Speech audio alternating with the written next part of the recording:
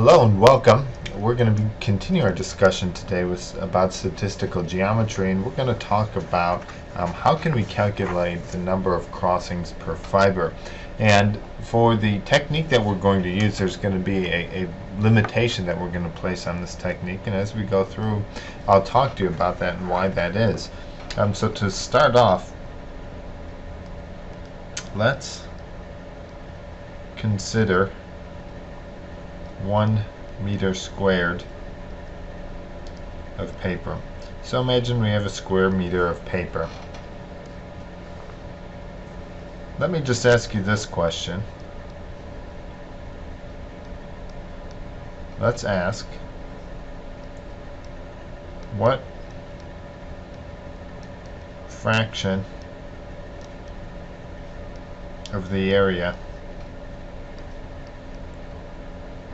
is covered by 2 fibers? Well, if we think about this, wherever there's 2 fibers covering, just 2 fibers, not 2, 3, or 4 fibers, but just 2 fibers covering an area, that would represent a crossing, one crossing. So one fiber covering over another fiber, that represents the crossing of a fiber. So if we were able to determine that, if we're able to determine the area covered by 2 fibers and then divide that by the average area of a crossing, that would give us an indication directly of the number of crossings that we have within fiber crossings within the sheet. So we could do that, and then we could divide that by the number of fibers in the sheet, and that would give us the average number of fiber crossings. So initially, let's look at the probability of finding a certain number of crossings with a particular average number of crossings. We would see that is e to the minus c bar raised to the c over c factorial. That's the Poisson's distribution, and we could just simply plug into here the value of 2. So p of 2 for a given c bar, we're going to have e to the minus c bar, c bar, oops, let me revise that. Now we're going to have this as 2 over 2, which is equal to 2 factorial. So that'll give us actually the probability of finding 2 fibers crossing one another, right? So coverage of 2, probability of 2, which is equal to the likelihood of finding 2 fibers crossing each other. If we just simply take that value right there and multiply it, so if we take p2 c bar and multiply this by 1 meter squared, we simply get the area of the sheet covered by 2 fibers. Now, in most paper sheets, we look at this and we actually say, well, most paper sheets have a coverage much higher than 2. Your typical paper sheet might have a coverage of, so a typical copy paper might have a coverage of 7 to 10, something like that. So we would need to consider higher orders of this. So let's try to figure out the area that we could attribute to fiber crossing. So how many fiber crossings that are out there. And initially, let's just make our life fairly simple here. We will only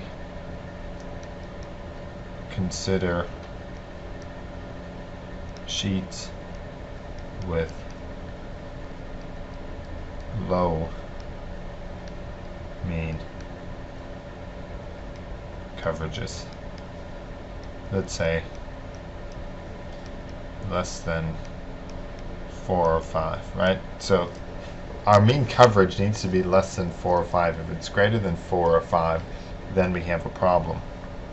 So we can start adding this up. So we've already determined what the probability is up here for finding 2 fibers crossing or covering one another.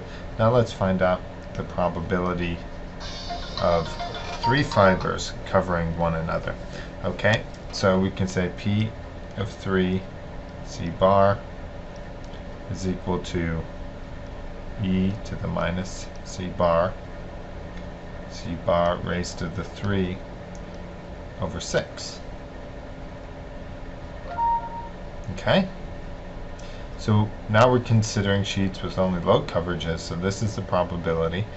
Now, if we think about this, so when we have two fibers crossing one another, so here are two fibers and they're crossing one another, they have a particular area. When those two fibers cross one another, they contribute one crossing, right, or a value of 1 to the area that's involved in a crossing of the sheet. Now, if we have one fiber here, a second fiber here, so right here there's a coverage of 2, and now we're going to actually add a third fiber into here. So now here's a third fiber. So these three fibers all together in this area, we would have a coverage of 3. And this would actually contribute not to just one single crossing, but 2 crossings. So for simplicity now, let's assume P4 C bar, P5 C bar, and higher orders, that these probabilities are much smaller than P2 C bar or P3 C bar. So in other words, the likelihood of 4 or 5 fibers crossing one another is relatively low. And this is where our key assumption up here, that we're only considering low coverage sheets, takes place. So that's pretty critical for us here. Alright, so if we do that, then we can determine the area of the sheet covered by 2 and 3 fibers, or the area of fibers involved in 2 or 3 crossings. Then it would simply be e to the minus C bar raised to the 2 over 2 plus e to the minus C bar raised to the 3 over over 6. But recall that this contributes twice, so we're going to multiply this particular factor here by 2, so it contributes twice to this value. Now we're taking all of this and we can just simply multiply this by a unit area, 1 meter squared, let's say. So we multiply this all by 1 meter squared, and if we do that, then this becomes an area. So we turn these probabilities into areas, and this will actually tell us what is the amount of area involved in 2 fiber crossings or 3 fiber crossings. Okay, so now we know area of the sheet involved in 2 fiber crossings, area of the sheet involved in 3 fiber crossings. We multiplied that by 2 because it contributes to 2 particular crossings. So now if we want to determine the number of total crossings, we can take the area of 2 or 3, right, involved in 2 or 3 crossings, and divide it by the area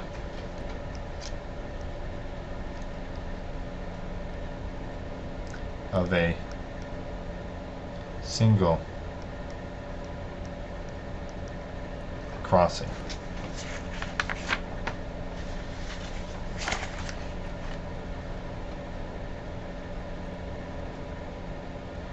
So to determine the value of an area of a single crossing, assume we have 2 fibers. They're both W wide, and they form an angle between them of theta. As it turns out, the area of a single crossing, which would be this area right here,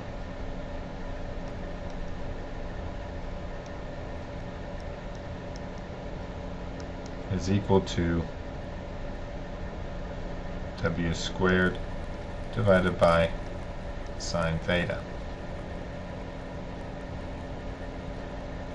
So we can rewrite the equation above, so the total number of crossings would be equal to e to the minus c bar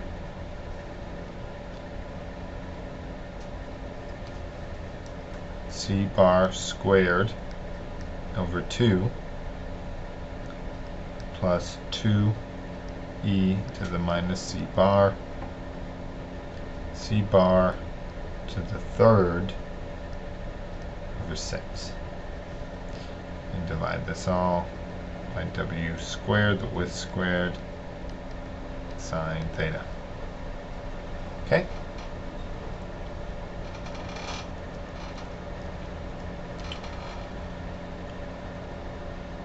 So is what we actually have to figure out now, though, is what is the expected value for the area of crossings. Right, so what's the expected value for w squared sine theta? Because in this particular case I've given you theta, but I haven't specified exactly what its value is, and it could be a number of different values depending on the randomness of the different angles. So how do we determine this? Well, let me give this to you.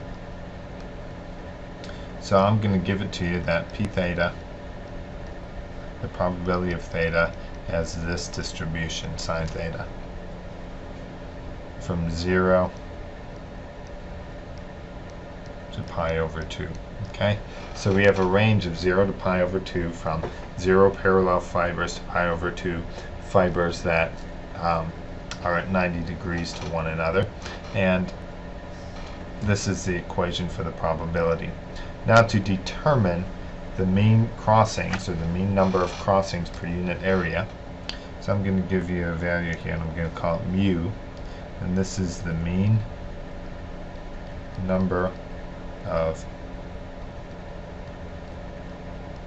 crossings per unit area. We can say that that is equal to 2 pi 1 plus 2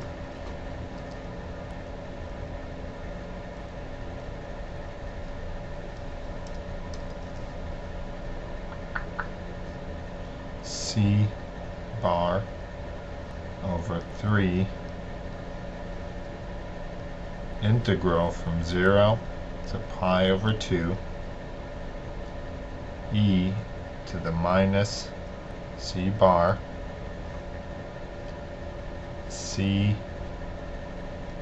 squared over 2 w squared sine squared theta d theta. Okay, so how do we determine the expected value? Is what we do is we take our function that we have up above, we multiply it by the probability, and then we integrate over all the possible ranges, which is what we've done here. So if we look at this, we've taken this function here, probability of theta, which is actually sine theta. We've multiplied it by this equation up here. Okay, so let me highlight it. So we've multiplied it by this equation. We've multiplied it by this equation, and then we've integrated it from 0 to pi over 2, which are all the possible ranges, and this is the result that we get. Okay, so here's where our squared value of this comes from, because we've multiplied that equation above by this, and then we've done some simplifications and rearrangements. We've normalized this to cover an area of pi over 2, so that this works out to be a proper unit of 1. Okay.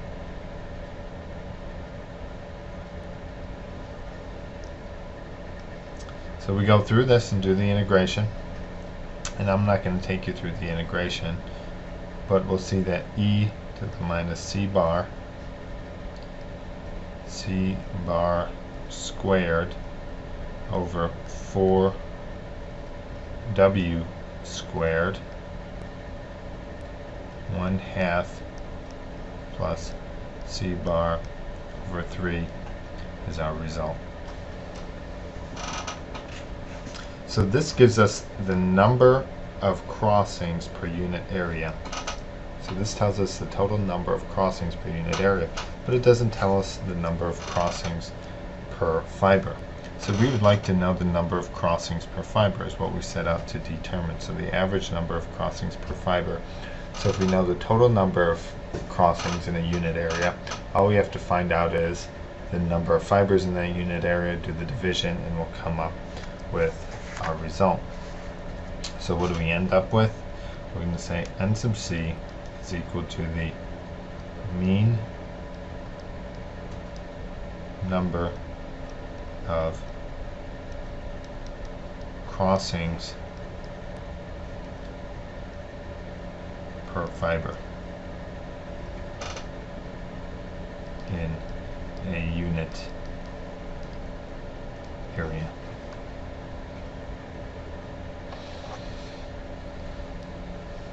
So it's simply e to the minus c bar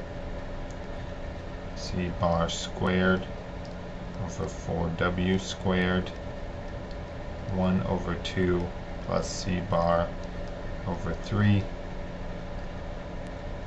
divided by the basis weight times a unit area over x times, oops, changed units, so let me keep this consistent, times the length of the fiber. So you could rearrange this to make it just a little bit neater if you so desire, and you could say this is coarseness, length of fiber, basis weight times A, okay, where A is a unit area, e to the minus c bar squared over 4w squared 1/2 plus c bar over 3. And this is the computational formula that you can use to determine the mean number of crossings per fiber. Okay? And at this point in time, I'm going to stop right there, and we've covered all the basics in talking about statistical geometry. So if we wanted to review very quickly, what can we determine? One thing that we've talked about, something that you should be able to determine now, is the formation index. So the formation for a particular paper sheet. You should be able to determine the coverage, and you should also be able to determine the likelihood of different coverages. For example, the probability of the coverage being 0. So the probability of the coverage being 0 represents the chance at finding a hole in the paper.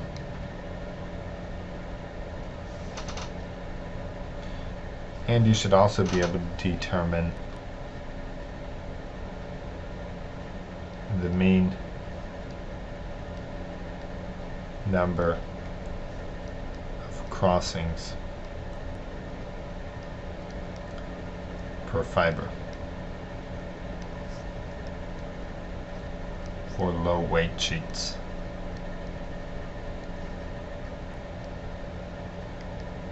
So you should be able to determine these different things. And let me point out here, what's the significance of this final thing here?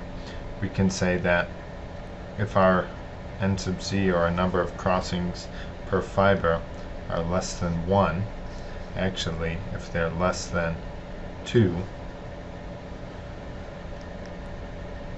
then we do not have a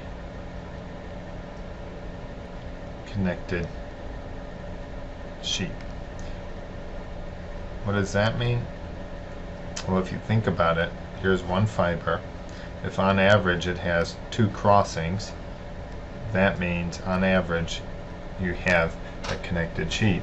If on average it has less than 2 crossings, so it might only have 1 crossing, that means those 2 fibers aren't connected to any other fibers, and you probably don't have a continuous or an integrated sheet. Okay? Alright, that's what I have for you guys right now.